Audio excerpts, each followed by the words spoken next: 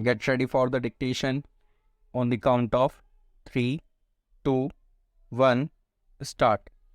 It was a happy idea to start an institution named after Gandhiji for the purpose of cultural advancement. Mahatma Gandhi lived for nearly 80 years. During this long period, there was hardly any aspect of life which he did not touch. Those of us who had the opportunity of living when he lived and worked have been really very fortunate. Generations yet unborn will recall with wonder and admiration how millions of us could see him walking this land, talking to people, and actually working with his hands. In the course of his eventful life, he gained unparalleled fame as a political leader, but it will be only a partial view of his life if we think that he was merely a political leader. His political career assumed importance because he fought for the freedom of the country with his unique weapons of truth and non-violence. Not that others before him did not think of freedom of the country or work for it. In fact, many devoted their whole life to this mission. The unique contribution of Gandhiji's lay in the fact that he placed in our hands weapons that brought us our freedom.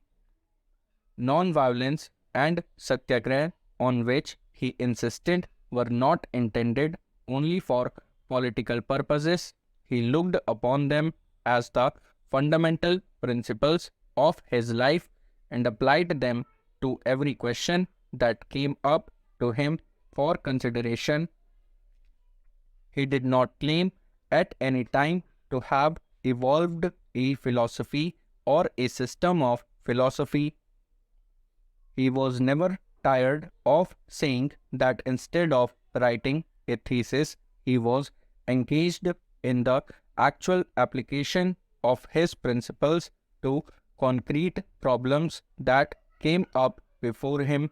And if we turn over the pages of his writings, we can see time devoting column after column to very small and minor items.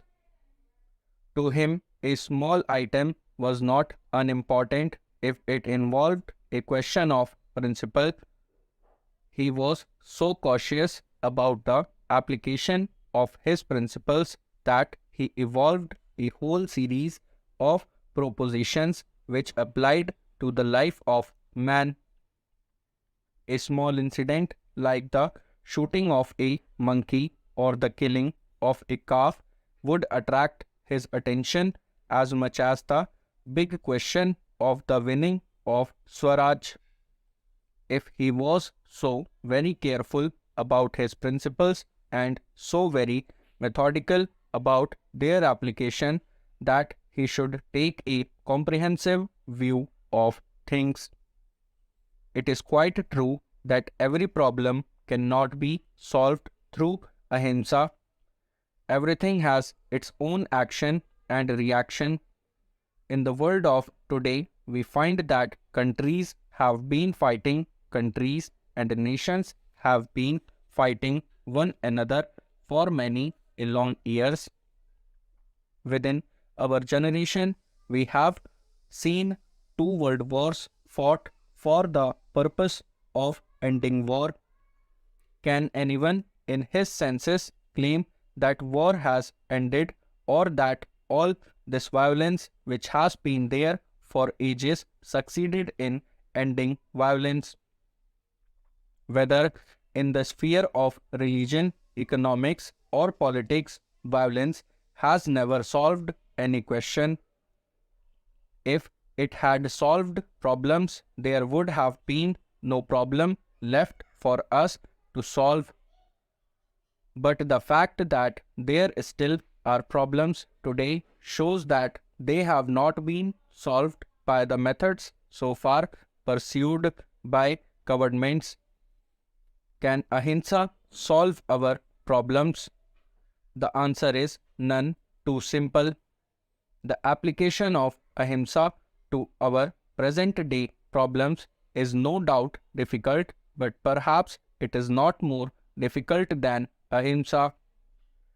Take the example of an army which fights. If there is a war in one generation, the army is prepared throughout the period for fighting. Every soldier has to prepare himself from day to day and hour to hour for the fight, and apart from the actual soldier, the whole nation has to prepare itself to support the soldiers, and this process has gone on for ages and from generation to generation.